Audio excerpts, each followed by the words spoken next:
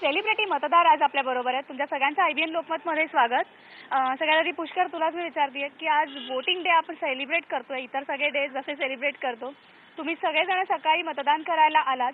सगळ्यात आधी ज्या उमेदवाराला तुम्ही मतदान करणार आहात त्या उमेदवाराकडनं तुमच्या काय अपेक्षा आहेत एक स्थानिक नागरिक म्हणून? माझ्या फार माफक अपेक्षा आहेत.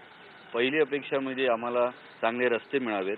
दुसरी अपेक्षा की आमच्याकडे स्वच्छ पाणी यावं आणि तिसरी अपेक्षा म्हणजे आमच्या आजूबाजूचा परिसर स्वच्छ असावा.